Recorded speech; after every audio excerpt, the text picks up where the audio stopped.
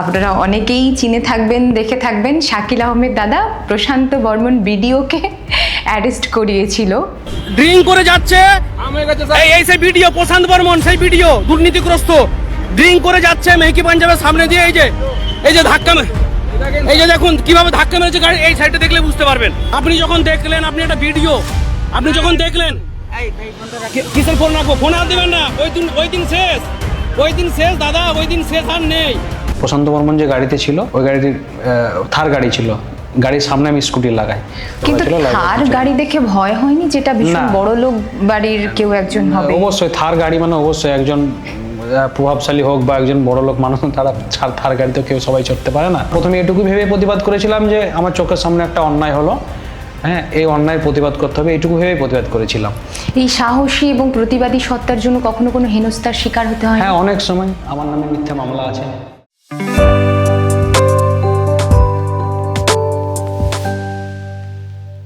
বর্তমান সমাজে আমরা যখন অন্যায় দেখি, তখন কেউ কেউ ভিডিও বানায়, কেউ কেউ পাশ কাটিয়ে চলে যায়, আবার আমরা অনেকেই ভাবি যে কি হবে এতে জড়িয়ে। কিন্তু কিছু মানুষ থাকে যারা সাহস করে এগিয়ে যায়, যারা প্রমাণ করে যে সাধারণ মানুষ আওয়াজ তুললে তবেই পরিবর্তন সম্ভব। আর সেরকম একজন আছে আমার সাথে, শাকিল আহমেদ দাদা আজকে আমার সাথে আছে। আপনারা অনেকেই চিনে থাকবেন, দেখে থাকবেন, শাকিল আহমেদ দাদা প্রশান্ত বর্মন ভিডিওকে অ্যারেস্ট করিয়েছিল। রাস্তার মাঝখানে রীতিমতো চিৎকার চেঁচামেচি করে তার কনফিডেন্স একদম লো করে দিয়ে পুলিশকে ডেকে তাকে ধরিয়ে দেওয়া। মানে কি করে পারলে এটা তুমি? না, প্রথমত তো আমি ভেবে উঠতে পারিনি যে ওই গাড়িতে প্রশান্ত বর্মন বা ওই যে মানে শূন্য কয়েকজন ভিডিও, একে আমরা সবাই দুর্নীতিগ্রস্ত বেশি চিনি, আচ্ছা, উনি আছেন, এটা আমি প্রথমে ভাবতেই পারিনি। আচ্ছা, আমার প্রথমে যে মাথায় চিন্তাটা এসেছিল যে এরকম একজন ধাক্কা খেয়ে আমার স্কুটির উপরে এসে পড়েছে। তবে সাইড থেকে যখন একজন বললো যে দাদা ধরো, তো দেখলাম যে ধরতে তো হবে, কারণ হচ্ছে যে এত জোরে গাড়িটা বেরিয়ে গেল, ভাবলাম যে এ তো পরে আরও 2-5 জনকেও ধাক্কা মেরে যেতে পারে। তো তখনই ইনস্ট্যান্ট আমি ডিসিশন নিয়েছিলাম যে না, যতটুকু পারবো চেষ্টা করবো এরকম ধরবো। তো স্কুটিটায় আমার চাবি লাগানোই ছিল, আমি স্টার্ট দিয়েই আমি ছুটে চলে আসি। আর গাড়ির প্রশান্ত বর্মন যে গাড়িতে ছিল, ওই গাড়িটির থার গাড়ি ছিল, গাড়ির সামনে আমি স্কুটি লাগাই। তখন আমি জানতাম না যে গাড়িতে প্রশান্ত বর্মন আছে বা অন্য কেউ আছে বা যাই হোক, জানতামই না যে কে আছে, আমি তো বুঝতেই পারিনি। এবার যখন আমি প্রথমে ভিডিও করা শুরু করি, প্রথমে কিন্তু আমি লাইভ শুরু করিনি, প্রথমে ভিডিও করা শুরু করেছিলাম। ভিডিও করতে মোটামুটি যখন ওই একটা প্রথম ভিডিওর যখন ওই 15-20 সেকেন্ড মতো হয়েছে, তখন আমি মানে মুখখানা দেখে এবং ওই একটা ভয়েস শুনেই, মানে আমাকে যখন বলছে যে এসব আমাকে একটা হুমকি দিচ্ছে এরকম, তো তখন আমার মনে অনেক নড়ে যে না, এটা প্রশান্ত বর্মন। তখন আমি বুঝতে পারি যে না, ভিডিও করলে হবে না, লাইভ টেলিকাস্ট হোক, সবাই দেখুক। যেহেতু নিজে ফেসবুক করি, ফেসবুকে মাঝে মধ্যে বিভিন্ন রকম ধরনের পোস্ট করি, বিভিন্ন প্রতিবাদ করে থাকি ফেসবুকে, তো ওই জন্যই লাইভটা মাথায় এসেছিলো যে হ্যাঁ লাইভটা চালাই। তারপরে তখন লাইভ করে বাকিটা আপনারা তো সবটাই দেখেছেন যে প্রথম থেকে শেষ অবধি লাইভে যতটুকু ছিল। সেদিন মোবাইলে খুব একটা চার্জ ছিল না, লাইভটা কন্টিনিউ করতে পারিনি। পরে আবার কিছুক্ষণ পর লাইভ দেখে কিছু বন্ধুরা ছুটে আসে, তাদের মোবাইল থেকেও লাস্টে একটা ভিডিও করি, যে ভিডিওটা হয়তো এখনও সবাই দেখেনি, মানে যেখানে প্রশান্ত বর্মন ধাক্কা ধাক্কি দিচ্ছে পুলিশকে, তারপর পুলিশ আবার প্রশান্ত বর্মনকে টেনে এনে গাড়ির পিছনে, মানে পুলিশের গাড়িতে তুলে আবার তারপর নিয়ে যায়। সেই ভিডিওর অংশটুকু ক্যাপচার করেছিল। থার গাড়ি দেখে ভয় হয়নি, যেটা ভীষণ বড় লোক বাড়ির কেউ একজন হবে? অবশ্যই থার গাড়ি মানে অবশ্যই একজন প্রভাবশালী হোক বা একজন বড় লোক মানুষ, তারা থার গাড়িতে কেউ সবাই চড়তে পারে না। তো তখন মাথায় এরকম চিন্তা আসেনি যে থার গাড়ি অনেক কিছু হবে, এরকম ভাবে চিন্তায় আসেনি। এটাই চিন্তা এসেছিল যে অন্যায় করেছে, ধাক্কা মেরে গেছে, এবং যে ভিকটিম সে আমাকে, তার পাশে যে ছিল তার যে কলিগ, অ্যাকচুয়ালি ওরা পরিযায়ী শ্রমিক বলতে পারেন, কাজ করে, রাজমিস্ত্রি, ডেলি লেবারে কাজ করে, মানে যারা ঠিকাদারি সংস্থা থাকে তারা এদেরকে কন্ট্যাক্ট করে নিয়ে আসে বিভিন্ন গ্রামগঞ্জ থেকে। ওই যে ভিকটিম ছিল তার বাড়ি আমারও বাড়ি মুর্শিদাবাদ। তখন অবশ্য কিছু জানতাম না, পরে সবটাই জেনেছি, কোথায় বাড়ি, কি নাম, সবটা জেনেছি। প্রথমে জানতাম না, প্রথমে এটুকু ভেবে প্রতিবাদ করেছিলাম যে আমার চোখের সামনে একটা অন্যায় হলো, হ্যাঁ, এই অন্যায়ের প্রতিবাদ করতে হবে, এইটুকু ভেবে প্রতিবাদ করেছিলাম। ভেবে নিয়েছিলাম যে যখন মানে কি বলবো, যে ব্যাট ধরেছি, ময়দানে নেমেছি, তো মানে শেষ অবধি টিকে থাকতে হবে। তারপরে দেখা যাবে, যদি আউট হয়ে যায় দেখা যাবে।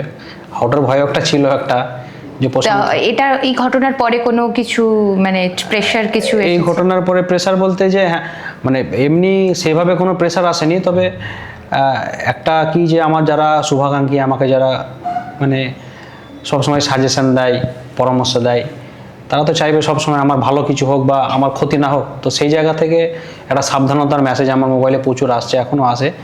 আমাকে কেউ দেখা হলেই একবার মুচকি হাসে আর বলে সাবধানে থাকবি। শাকিল আহমেদ কি ছোটবেলা থেকে এরকম প্রতিবাদী? না, আমি ছোট থেকেই বলতে গেলে আমি স্কুল লাইফেও, কলেজ লাইফেও এবং এর পাশাপাশি মানে হচ্ছে যে সোশ্যাল মিডিয়া প্ল্যাটফর্মেও হ্যাঁ আমি কন্টিনিউ করে আসছি ছোট থেকেই। এত সাহস কোথা থেকে? এত সাহস বলতে গেলে আসলে এগুলো তো যে সত্যি কথা বলে সাহসের মানে দরকার হয় না, দরকার হয় যে সাধারণত সচরাচর দেখবেন 100 জন মানুষের মধ্যে কেউ সাহস করে না এরকম একটা পদক্ষেপ নেওয়ার। মানে ছোটবেলা থেকে অন্যায় প্রতিবাদ করার অভ্যাসটা আছে। একদম একদম। আমি যে বিশ্ববিদ্যালয়ে পড়েছি সেখানেও অনেক ঘটনা আছে, আমরা মার খেয়েছি পুলিশের হাতে। বড় হওয়া কোথায়? বড় হওয়া বলতে আমার অ্যাকচুয়ালি আমার বাড়ি হচ্ছে মুর্শিদাবাদ জেলায় কান্দি থানায়।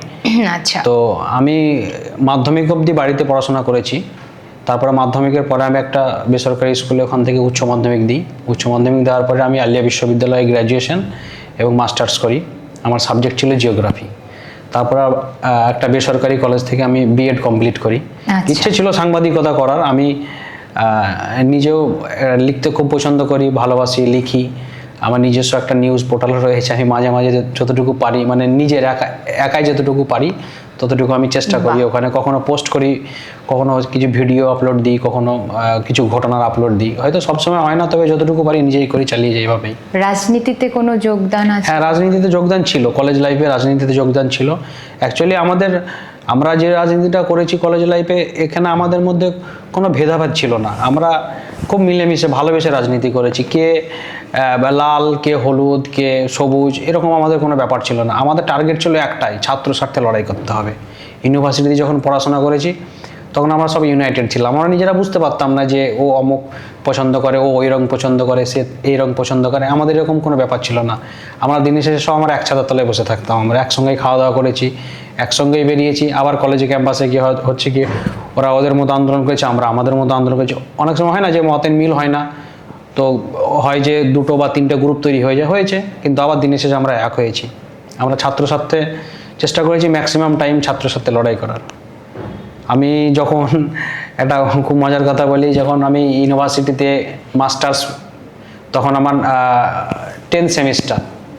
তো 10th সেমিস্টার হবে আর কিছুদিন পরে, তো আমাদের ডিপার্টমেন্টে একটা প্রবলেম তৈরি হয়েছিল, একটা সমস্যা তৈরি হয়েছিল। তো আমরা আন্দোলন করেছিলাম এবং মুখ্য ভূমিকায় আমরা 2-4 জন ছিলাম, তার মধ্যে আমিও একজন ছিলাম। তো আমরা রাতারাতি আমরা এইচওডি বদল করেছিলাম। এই সাহসী এবং প্রতিবাদী সত্তার জন্য কখনো কোনো হেনস্থার শিকার হতে হয়? হ্যাঁ, অনেক সময় আমার নামে মিথ্যা মামলা আছে। মামলা আছে? হ্যাঁ।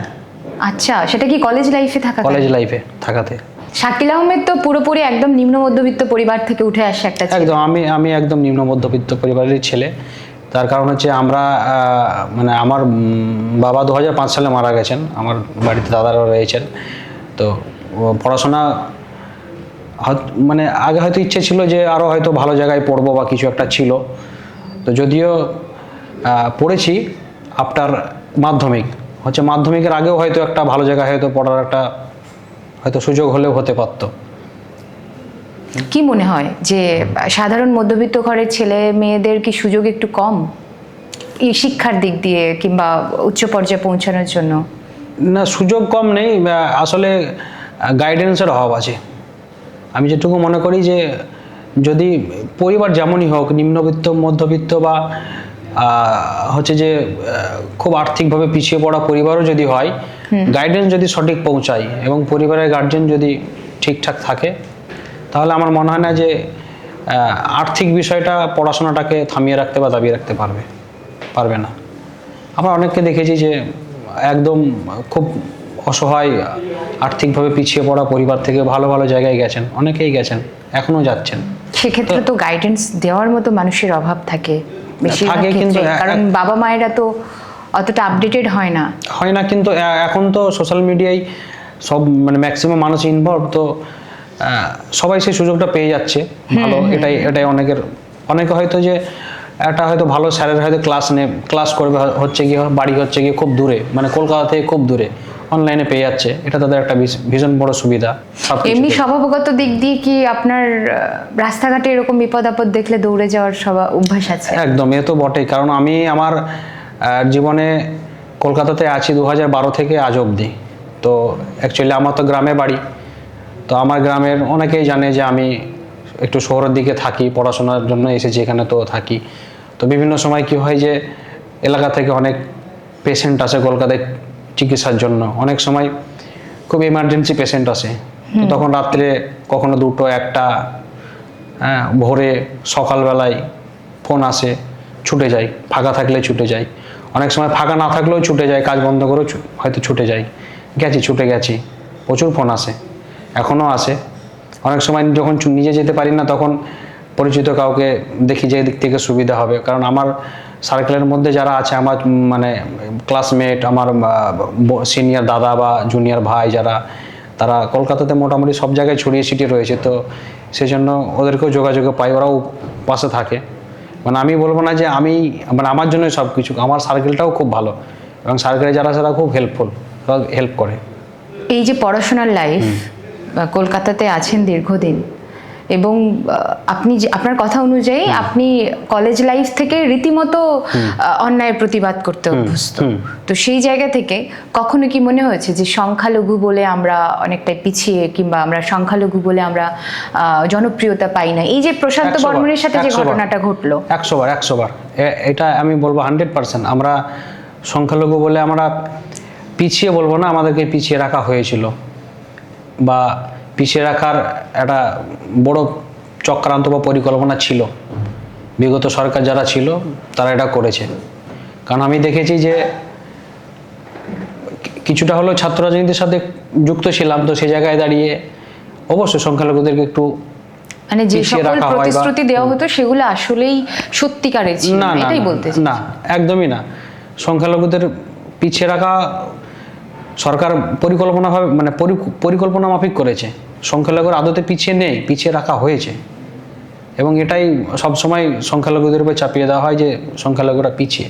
শাকিল আহমেদ গ্রামে যখন যায় কলকাতা থেকে, তো গ্রামের দিকে যে অবস্থা, বিশেষ করে সংখ্যালঘুদের, বিশেষ করে মুসলিম সমাজের যে অবস্থা, তো মুসলিম সমাজের শিক্ষার দিক দিয়ে এখনো কতটা পিছিয়ে, কি মনে হয়? না, মুসলিম এরকম নয় যে মানে মুসলিম সমাজ বলে পিছিয়ে, সেটা ব্যাপার নয়। আসলে একটা কথা আগেই বললাম যে গাইডেন্সের অভাব থাকলে পরে এই সমস্যাটা আসবে।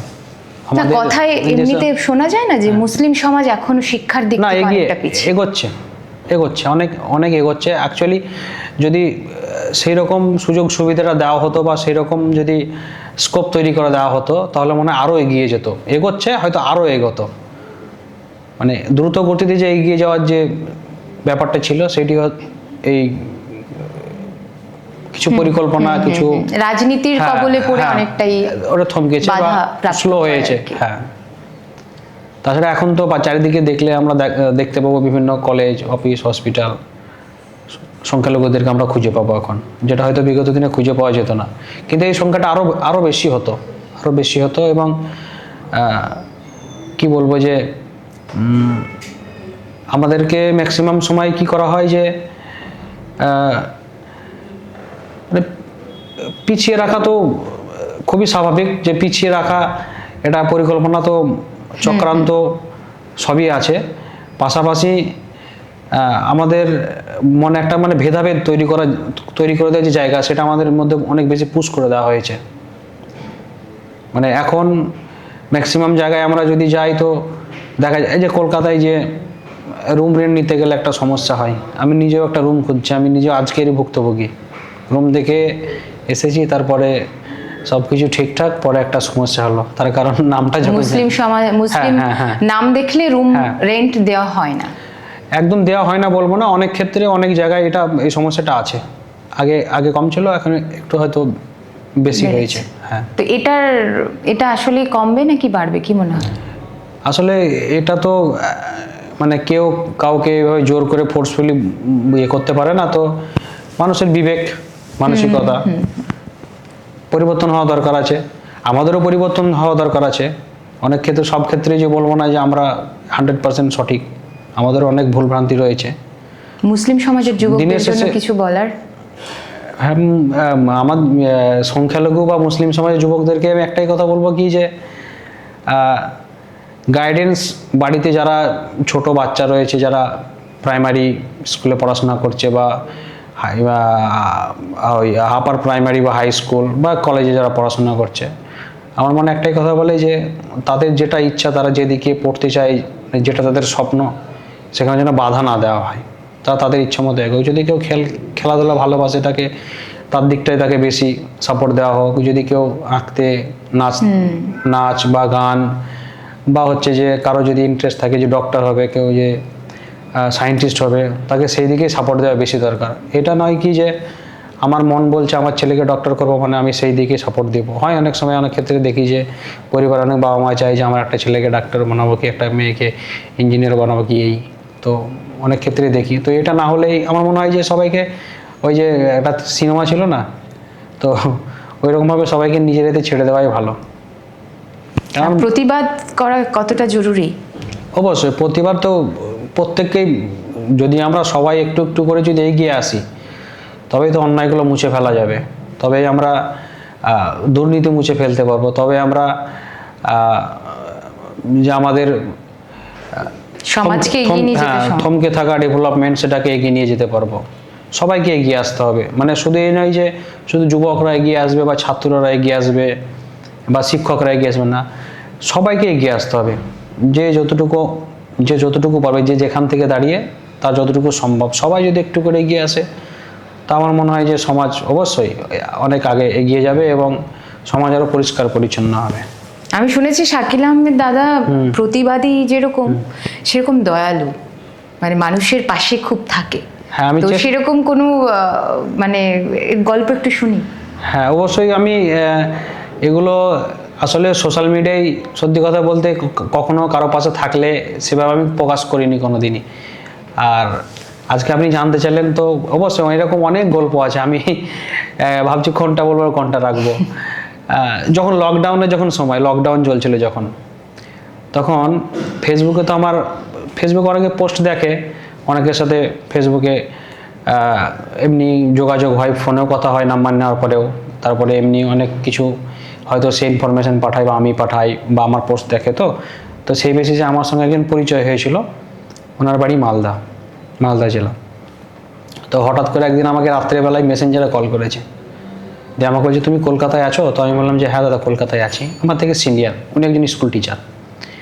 তো বলছে যে এইরকম ব্যাপার, আমার শ্বশুরমশাই একটা প্রাইভেট হসপিটালে আছে, আমি নাম বলছি না যেহেতু উচিত হবে না হসপিটালটার নাম, বেসরকারি হসপিটাল, সায়েন্স সিটির কাছেই।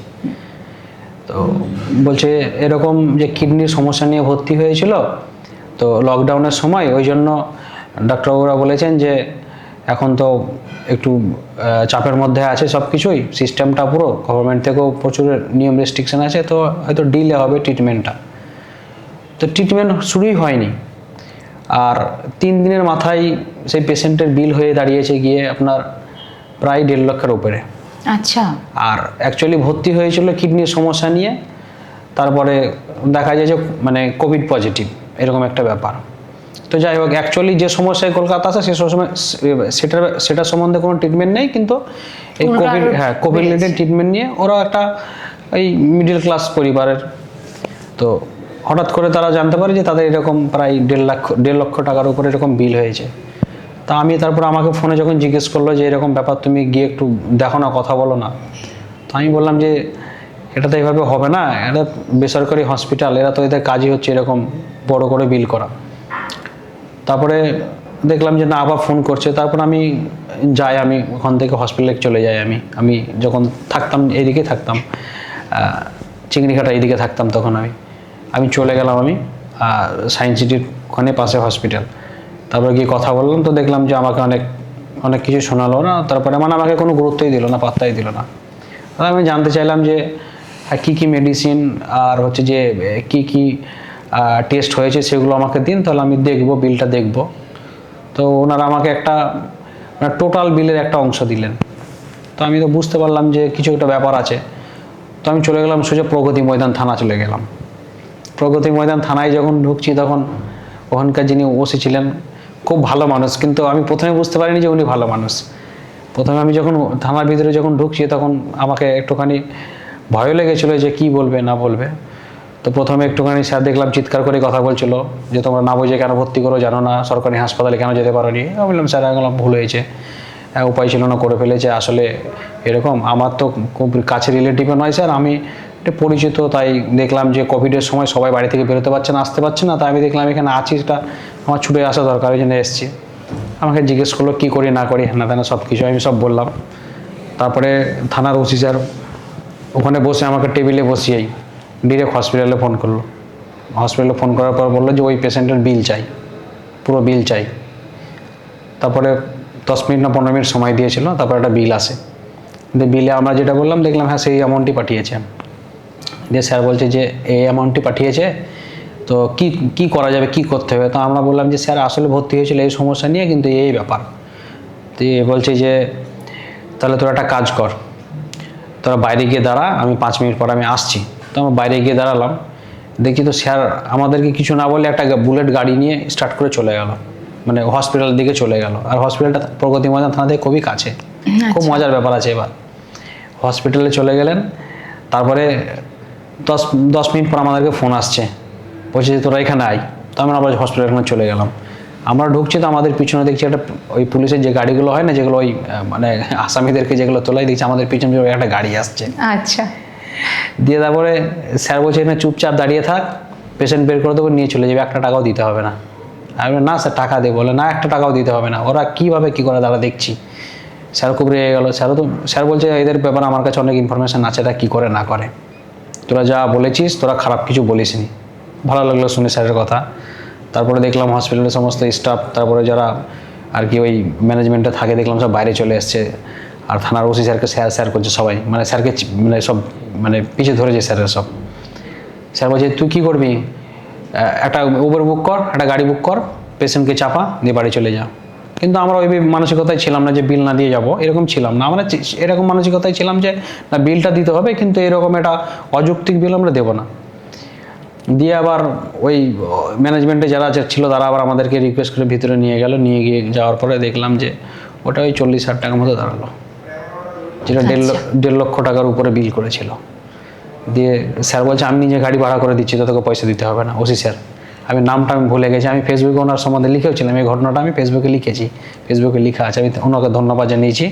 তারপর হচ্ছে আপনার মানে রাজ্য পুলিশকে ধন্যবাদ জানিয়ে আমি একটা ফেসবুকে পোস্ট করেছিলাম। তারপরে এই পেশেন্ট নিয়ে চলে গেল। তারপরে আমি হ্যাঁ আরও একটা ঘটনা আছে। আমরা সুন্দরবনে যখন আমফান ঝড় হয়েছিল, যখন সুন্দরবনে আমফান ঝড়ের সময় আমার একটা ফোন আসে স্যারের থেকে। স্যার বলতে যিনি উমাশঙ্কর মণ্ডল, ওনাকে গোটা পশ্চিমবঙ্গ তথা ভারতবর্ষ ম্যানগ্রোভ ম্যান হিসাবে চেনে। আচ্ছা। এখন আমাদের দেশের বাইরেও আরও 5-7টি দেশে ওনার এখন পরিচয় লাভ হয়েছে আর কি। মানে উনি দীর্ঘ 2009 সাল থেকে আজ অবধি 2026 অবধি উনি ম্যানগ্রোভ প্ল্যান্টেশন করেন। ওনাকে ম্যানগ্রোভ ম্যান বলা হয় গোটা ভারতবর্ষে। আমরা এমনি গুগলে সার্চ করে দেখতে পারবো আর কি। তো উনি 10 লক্ষের বেশি, 12 লক্ষ, প্রায় 12 লক্ষের উপরেও ম্যানগ্রোভ প্ল্যান্টেশন করেছেন। তো অ্যাকচুয়ালি স্যারের সাথে আমার সম্পর্ক হচ্ছে কি, স্যারের ওয়াইফ, আমি আগে যে স্কুলে পড়তাম স্যারের ওয়াইফ ওখানকার মানে টিচার আর কি। তো সেই সূত্রে স্যারের সাথে আমার পরিচয় অনেক দিন আগে, 2012 সালে স্যারের সাথে আমার পরিচয়। তো হঠাৎ করে স্যার ফোন করে, স্যার জানে কলকাতায় থাকি, এটা আগে থেকে একটা পরিচয় ছিল। তো বলে শাকিল এরকম ব্যাপার যে আমফানে জানিস তো মানে গোসাবা সুন্দরবনে চত্বরে খুব ক্ষতি হয়ে গেছে, রে বড় ক্ষতি। না স্যারকে বললো স্যার আমাদের দেখছি সোশ্যাল মিডিয়াতে।